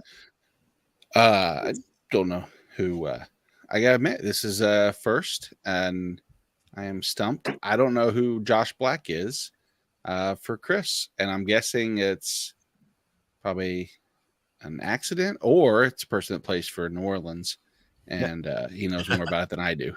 Now they're Or actually, he fell asleep and just kind of just messed up right there. Yeah. But he's back. I I see had he's to- back in the chat. I had to look at it as well to make sure it wasn't Jack Black. But Maybe a better pick, actually. Very good range in Jack Black. he's about the same weight as Jack Black, but he's about, I don't know, a foot taller. That is helpful. Yeah. So he's 290, 6'3", out of Syracuse. He's a rookie, and he wasn't drafted. So Yeah, he's not on any. I don't see him on any team. Gator, it's time to ask you, since you're on the clock, what is your thought process with your pick right now at the 17-4? well, so I've pushed this away, pushed this down the board for me. I'm at the DB spot. I've got to go at DB here. I'm You gonna want to take another freaking quarterback? I'm only taking 2. What are you talking about? And I had to stay on brand and took my Gator. But I'm going to go ahead and take Trent McDuffie here. But I because I don't know that much about the DB side of things, which I'm going to learn, and I'm going to actually learn right here, right now. Sauce Gardner was somebody that I was looking at, but I also know that because he's that damn good and that dude, he's not getting that many targets. Right. So in a balanced scoring system like this, if he's not getting targeted, or he's not getting picks, and he's not getting tackles, then he's almost off everybody's board. Is that wrong, Nate? Jorge? Your No, logic that's wrong. is undeniable. I mean, you got to make a play, right? You got to make plays to get points, and so if that's not happening, the only thing that I could see saving a cornerback is pass deflections if they were targeted, which normally you would get more of those on cornerbacks that are poor in coverage. Therefore, you get more targets, more upside, more opportunity. But for a shutdown corner, like it goes back to like back in the day when Richard Sherman was, Richard Sherman back in Seattle. No one was picking him up for IDP. Yeah, no one was playing with him because the opposing offenses wouldn't even look on that half of the field. Similar scenario with Sauce Gardner. I'd be willing to bet, though, I don't know the name off the top of my head, the cornerback who plays opposite of him last year probably saw a bump in production after the first few weeks, after teams realized, hey, let's not throw on Sauce Gardner so much. It's fair. Yeah, he shot. I mean, he did lead the league in pass deflection. Sauce, that is. Did he? Okay. Yeah, with 20. I'm shocked by that. I didn't think he would personally. And Jalen Ramsey was second. So it's kind of it's odd that those two, yet neither one of them averaged. I mean, Sauce Fantasy Pro scoring averaged 8 points a game, which it would have put him as like the DB 40, roughly, something like that. So not even really on your team. And yet other safeties, and that's kind of what we're getting to, is that the majority of the defensive backs rostered will be safeties. They're around the ball a lot more, typically a lot more.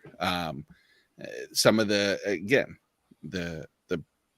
separation between free safeties and strong safeties, and that whole designation is starting to wither away too. There's teams that are just playing exclusively, two high safeties and letting both of them be ball hawks and rotating which one blitz. And we saw that in Miami started doing that with like they would move Eric Rowe, Javon Holland, and Brandon Jones would all rotate. And it was kind of not pick your week, but it wasn't as consistent. That was the one downside. Whereas people like Jalen Petrie and Jaquan Brisker and some of them, they were consistent every week. Yeah, the DB argument is like you were bringing up with Sauce Gardner and Jalen Ramsey. That just tells me that they were that good that every ball that was thrown in their direction, they had their fingers on. and so none of the other corners had that opportunity because they're just not that good. They was either thrown directly to them or they couldn't touch the ball. Yeah. All right, Kyle, what are we thinking? All right, so I was actually going to ask you guys this question, because what I'm thinking is we're in the 18th round, and I don't know if this in a heavy IDP I get, and I know you only start one quarterback, and I need a backup because I have Tua, and I don't know if I can trust Tua. So Jared Goff here seems like a good value draft pick right here at the 18-4 to back up Tua. I know it's heavy IDP, but is this typical in heavy IDPs where quarterbacks like this are this late, like a Jared Goff in the 18th round? Yeah, absolutely. Yeah, you'll see a lot of players and a lot of positions. Again, it varies from draft to draft. Fall down the wayside than you would in your traditional just offensive only leagues, right? Because you're just it's just intuitive. Jared Goff, I'm actually a pretty big fan of Jared Goff this year. He's kind of been turning it around. Last year, he's been there 2 years, right, for Detroit now, I think. So he's kind of getting in that upward trajectory. I do have a question though for Drew at the quarterback position here. Seeing Jared Goff, I think was just taken. Was that you, Kyle? Did you just take Jared? Yeah, it was. Uh-huh. All right, so Drew, let me ask you a question. If you're waiting on quarterback and you have the option of Jared Goff and all the weapons they have there, Aaron Rodgers or Russell Wilson, who do you feel rank those 1, 2, 3, highest to lowest? Jared Goff, Aaron Rodgers, and Russell Wilson.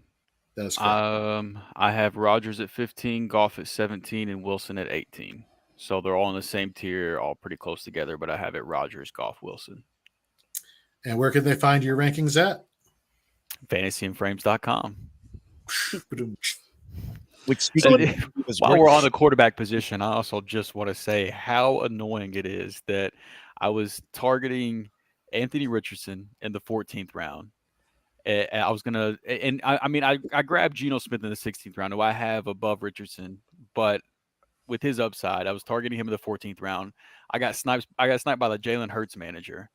And then I was like, well, okay, fine. I'll go for Daniel Jones in a little bit. And then I get sniped on Daniel Jones by the Patrick Mahomes manager. And I'm just, I'm flabbergasted. So I end up with Geno, who I have over both of those guys anyway, but I like the upside of both of them. But I'm not a happy quarterback camper right now at all. You're welcome. Well, I'm just thinking, like, next time we do this, I think I could actually go, and you probably could. It's probably a good strategy to go zero quarterback then, because you can get a very serviceable quarterback as your QB1 this late. Yeah, I was pretty happy with all things considered. I was pretty happy with Geno as my quarterback 1 in the 16th round. I mean, I've got Geno as my quarterback 9 going into next season, so I'm more than happy getting him in the 16th. Yeah, you have to remember this is also it's a single QB league as well, so that you got to take that into account. So they're automatically going to fall down the board, and then you add in tight end premium, then you add in the IDP, so they are going to fall a little bit further. You're going to have your, whatever the top 8, 9 that are going to stay in that, whatever 7, 8 rounds. Still doing it. Yeah, and he's on auto doing it to you there, Hilary. I know, that's the sad part. I wanted A-Chain. But yeah, so you're gonna have the QBs fall a little bit more than normal. But let's see. Am I not on? Why is this one only showing? And Roshan. Well, that's Nate Markham right there. He heard about Tyler getting a Roshan Johnson jersey and decided, he would try to get one as well. No, Tyler got a Jerome Ford jersey from Jamie Parag on the Dynasty 365 show. So shout out to Jamie. Shout out Jamie. I think this you have your draft board up, because I did not update the draft board after I updated the adding the extra linebacker in there. So it's only showing 20 rounds on the draft board when it's going 22 rounds. Do you have one available, or do I just need to refresh this one? It's interesting. Well, I mean, that's a great question. There's no way you can scroll down anything. It'll just take one quick second, and it'll be back up. And I will. Oops, that just went on auto pick there. Who did I take? Tajay Spears. Okay, he was in my queue, so we are good. All right, so we are set there. Hey, I just had to refresh it. The last 2 rounds didn't show up from where I added the players there. So Roshan Johnson, Tajay Spears there in the 19th round. Beat me up, Kyle. Beat me up for taking Tajay Spears.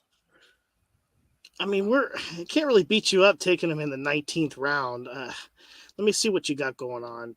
How many running backs do you have? 16, 17. 1, 2, 3. He's your 4th running back.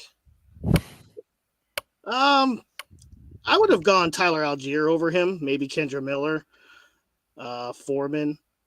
I just don't know how much playing time you're going to see out of Spears. Well, I think the thought process for me there, and I don't know this, maybe it may have been the same for Nate with Roshan, is, and I know we don't wish injury, but he's 1 injury away, right? Yeah, sure, but so is Tyler Algier, and we've seen what he can do. Shh! Don't put that out there yet. I'm not trying. I'm not trying to do that. I was just saying. You're not wrong. You're not wrong. I just hope the next 3 people have not. It's like, shut the I will say for this draft, like specifically, I neglected my 3rd wide receiver like nobody's business. I actually have been stocking up on my bench more running backs than so. That's another thing for people who are new to IDP and doing IDP drafts. You are really going to learn very quickly because of your number of bench spots you got to compensate for when you have both offensive and defensive players thrown into that. You are going to be the shrewdest, sharpest people at figuring out who are the real sleepers remaining on your waiver wire from week to week, because it is going to be slim pickings. But every year there's always somebody, right? So, or a few people. So even though it's slim pickings, don't be too scared off, because you will find that gem here or there, both on offense and for defense. Yep. So you are you're coming up on the board here. We know which one. Yep. So you're going to get one of your 2 picks here is going to be Algiers. Okay. And right back with Jeff Wilson. Just trying to get a piece of the Miami offense. I think he's the running back 1 until A-Chain has his breakout game and takes over, if that even happens.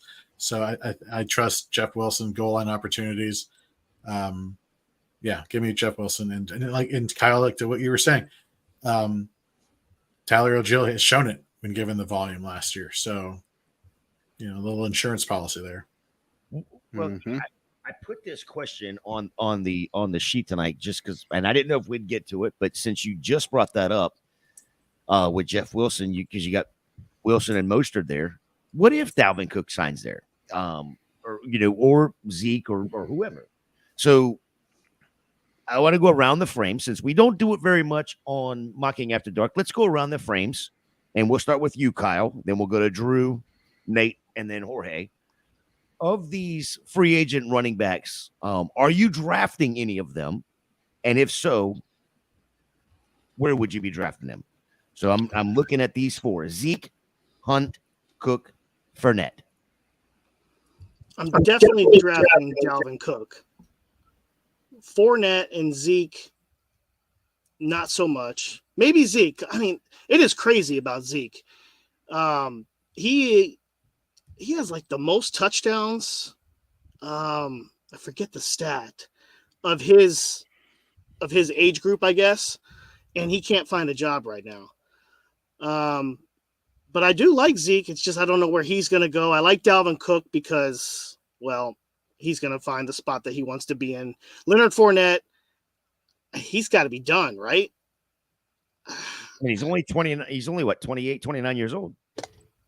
Yeah, I just I don't know. I'm staying away from Leonard Fournette until maybe he signs somewhere that could change things.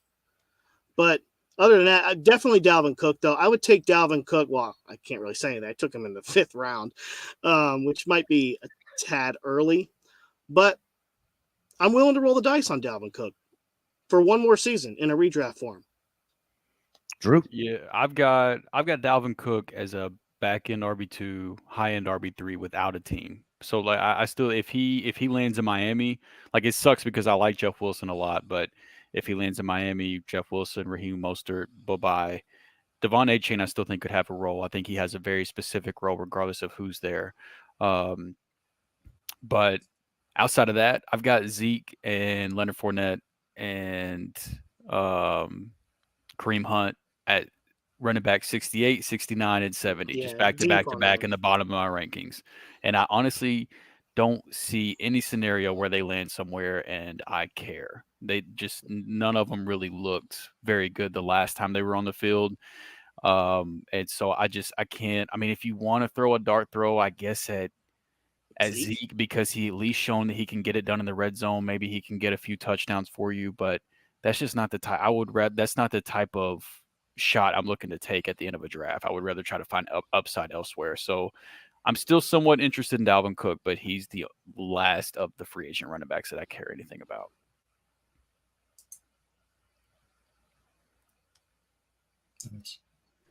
Yeah, I'm right there with you. There's the only reason that I would actually invest in. Oh, damn it! Wasn't paying attention. I want Rashid. Oh, because I guess it must put us in the auto. But yeah, I think Shaheed there. I was gonna take. Let me get back to the first point of what we were talking about. There it is. That's Drew. That's for you. And then that same pick is also being made right now in Scott Fish. Oh, you dirty bastard! Yeah. It's Wow. the 4th latest. It's pretty good. I'm pretty good value there for. That is an incredible pick, Nate. Incredible you pick. so much. You are such a smart man. Thanks. Yeah, we'll see how that goes with 17,000 feet of tight ends they have there, and Anthony Richardson trying to get the ball to him. But regardless, no. But in the 19th, 20th, 21st round, me personally, I'm taking any one of those names over a kicker in the last round. If you don't have to draft a kicker, I'm taking every single one of them. I'm avoiding that together, taking one because their value, hopefully if something happens, is higher than anybody else on the waiver wire. Just namesake alone will be worth exponential dollars. And theoretically, I never draft for trade volume or trade value because I think that's it's a pissing money away, honestly, but or draft capital. So, but that's got to be a thing. You have to look for appreciable goods, and sometimes in this game, that is something you can gain value on. They will increase in value when something happens. But like Drew said, I don't know too many spots where they're going to go to, and it's going to be, oh man, that's got to pick them, got to take them now. So let me ask, Jorge. Well, actually, before I bring up my next question, Jorge, what are your thoughts on those running backs? So I have Dalvin as my RB16 and half PPR. As soon as second he lands somewhere, it's like nothing's changed. To answer your question about the other running backs, I don't care about them at all. So they're not. I'm not even going to rank them, to be honest with you. They're just off my board altogether. Okay, so since Dalvin seems to be the running back of interest, I think we could all agree that if he lands in Miami, that's very intriguing. Yes. If I remember correctly, though, I think the Vegas line moved recently for a possible New England signing, which is something that we've heard anyway. And that I love Ramondre Stevenson, and so like I've been sitting here just praying. I prayed for Hopkins that whenever the Vegas line moved for Hopkins to Tennessee, I prayed for that to be wrong because I love Treylon and I love Chig. And now I'm sitting here praying for this Dalvin Cook news to be wrong. But like, what are we doing at that point if Dalvin Cook does sign in New England? Well, I think honestly, depending on the player, I mean, maybe I should have asked the question a different way, but I think if it's Cook or Zeke that sign in New England, it kind of devalues everybody, right? Not if Zeke signs there. If Zeke signs there, I'm still all in on Ramondre. If You don't think he's it's a vulture touchdowns. you know who he is? He's Damian Harris last year. That's who Ezekiel Elliott will be. Ramondre Stevenson can easily outperform Ezekiel Elliott. Now, Dalvin Cook signs there. Now I'm not feeling so great. now that's definitely going to hamper my upside and definitely have Ramondre bumped down out of my top 10 or top 12 in running back rankings. He's probably going to do it to Cook as well. No, you have him. What you said, 16 now, 16 or 17 now. Well, Cook is they're going to go in opposite directions. One's moving up my rankings. One's definitely moving down. Oh wow, okay. Yeah, I'll be moving both of them down at that point. I've got Ramondre at 9, and I've got what did I say? I had Cook at 23.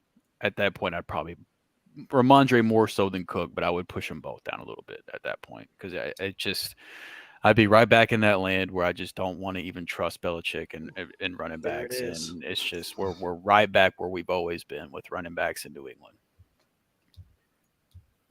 Yep, 100%. Yeah, it would be a rough week for me if in back-to-back signings went DeAndre Hopkins to Tennessee and then Dalvin Cook to New England, considering, and I know everybody likes to hear us talk about our Scott Fishbowl teams, but Ramondre is my. You took Ramondre, didn't you? Yeah, I have Ramondre, Saquon, and Gibbs. So Saquon, proclamation. I was like, he ain't sitting out, which I still don't think he will. It's like then Ramondre too, and then Gibbs is my 3. I was like, great. And all of a sudden, Gibbs might be my 1. And lucky I got Jelani Woods when I did, because he's going to save your season. He's now my tight end 2 because Chig is now my tight end 3. Dulcich is 1, yet he might be 3 if Cortland Sutton's not actually traded, and it's Jelani Woods is actually your 1. Jelani Woods is not my 1. That is ridiculous. Let me ask you a question in regards to Saquon, what you just said there. Yeah. And let's also go around the frames for this one. Let's start with Drew. Who are you more worried about actually holding out and not starting the season, Saquon or Josh Jacobs? I'd say Saquon if I had to pick. I think I'd be most nervous about him. Yeah. Nate, what about you? I am too. I think we heard reports that Josh Jacobs was sitting in his car outside the facility ready to play now. So look at that 2 ways. Does that mean he is the most butthurt and he's the most now vengeful and vindictive because he's angry that he showed so much love and commitment to the team and he was let down? Or is that him saying, what's the movie where he's standing outside the window, Love Actually or whatever, where he has the boombox playing? No, the Love Actually is with the poster boards where he's doing it on Christmas. Oh yeah, I've never seen that one. So it's the other one. I unfortunately haven't. Yeah, I'm not gonna say either as far as shocked or unshocked or not shocked, but regardless, I am more worried about Saquon just because what he's saying, what he tweet, it is what it is. Yep. Yeah. Like shit. Yeah. Kyle, same with you. Actually, I feel like I don't know Saquon personally, but I just feel like Saquon would play even under the franchise tag. And with Josh Jacobs, we've been hearing this since like May that he was upset. And to Nate's point, he was in the parking lot ready to get something. Nothing came down. Is that going to really drive him to not show up? I don't know. It's really more of like I feel like Saquon will play because he is the offense in New York. Like they run everything through him. He knows that they're going to make the playoffs with him. If they don't have him, they're probably a 4-win team. I just feel I have nothing to go off of. I just feel like Saquon would play. And that your point is why I think that he would be the most likely one to hold out. It's like I am the offense. You That's think you don't true. need to pay me? Okay, I'm going to sit over here and watch how bad you guys suck whenever I But sit maybe over here on one the game sideline. against Dallas, maybe the first game, and then they're going to see and they're going to be like, all right. Yeah, I don't know. I mean, and it's clear they're all trying. Like the report came out today that like all the running backs created this group text, and they're all like, step number one of trying to get the running backs respect was they were all going to show up on social media and be pissed off. And I don't know where they go from there, but I mean, it's very clear that the NFL has caught up to the thought that people on the internet have been preaching for a few years now, that you just don't necessarily have to pay running backs. And I don't think that's a universal thing across the board. I do think there are running backs that deserve to be paid and that make a difference. But again, you go back to like Super Bowl winners the last few years, go look at their starting running backs, and it's a really messy situation. I think a lot of things have to change, and the running backs are trying to figure out how they can get that to change. But that does nothing for us in the short term with Saquon and Jacobs and those guys. So I don't know. It's And that messy. CBA is nowhere near. Like they got to wait for their next, CBA deal. And I Yeah. don't even know when that is, but I don't think it's anytime soon. Mama, don't let your kids grow up to be running backs. No, the Green. CBA deal, the owners definitely went out there and made a set of precedents and made this a must have for them. Between the franchise tag and having the 5th year option, and what the ownership or what owners did to get this CBA, and just dangling carrots for small little things for the players. So to answer Jorge's question, I think it is definitely Saquon is the one, being the number 2 overall pick. The amount of, they've got the cap or the roster structure now for the players. Even being a number, first round pick, the amount of money for the fines, going back to what I said earlier, 16,000 for the first day, 32,000 for the second day, 50,000 for each day after that. Not that Saquon wants to write that check every week, but I think he would be the one that would be able to be in that second round pick. But anyway, the mock just wrapped. We are done with that. Guys, anything else you want to add to the show tonight? We have gone an hour, we've gone almost 2 full hours on this great mock. Kyle, you got anything to add tonight? Nope. I'm learning a lot with the IDPs. I'm new to it, and I'm just learning from these guys, Nate, Jorge, Drew. These guys are the experts, and I'm just going to try to get better. Well, tell the people what you're working on, where they can find you. All right, so I've got a DJ Moore and a Jamal Williams player profile coming out on Fantasy and Frame, so look out for that. We talked about Jamal Williams a little bit earlier, so there's some pretty good stats and information that's going to be on there, so check that out if you are interested in a Jamal Williams or even a DJ Moore. That one's coming out as well at Fantasy and Frames. Catch me at Twitter, KZ1180. Nate, anything to add tonight with the IDP stuff? The expert himself.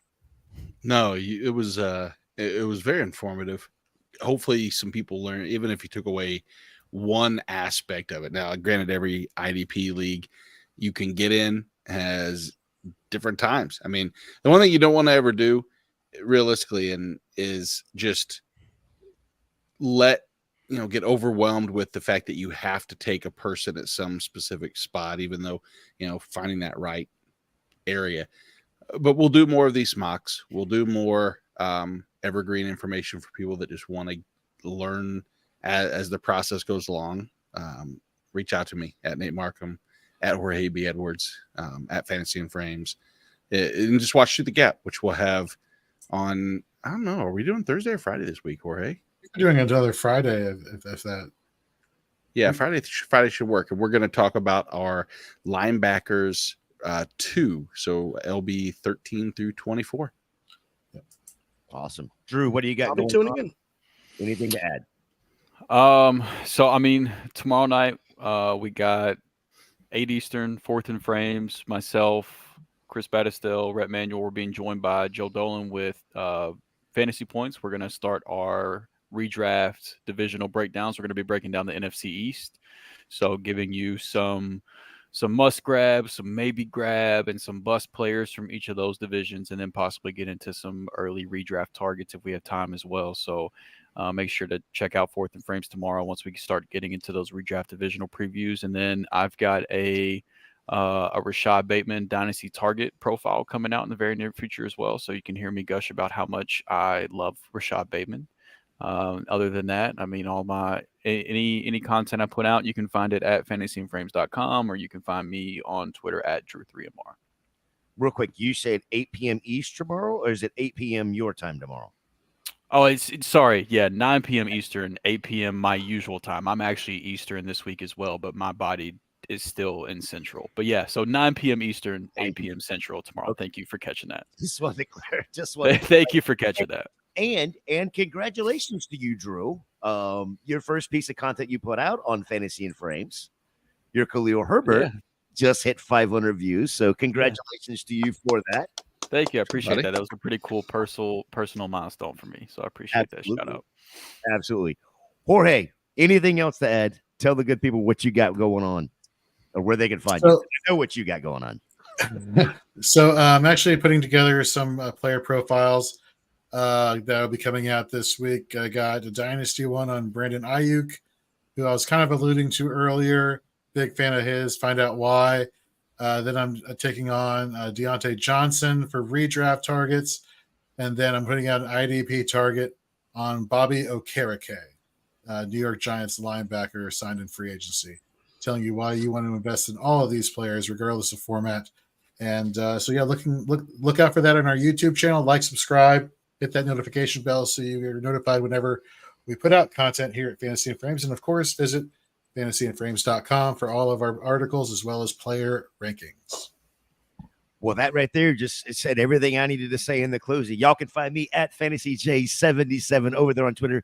You can find me I think we're going to go Monday nights, Kyle. I think we're going to try to do Monday nights to do Mocking After Dark. We'll get Nate every now and again. We'll get Jorge.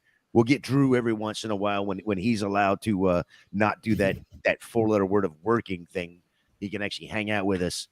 But for Kyle, for Nate, for Jorge, for Drew, it's been a great night. Appreciate you guys.